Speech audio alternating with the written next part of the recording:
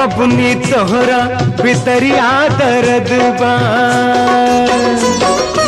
ए बबुनी तोहरा भितरिया दर्द बा, लागल करजवा में गरम सरद बा।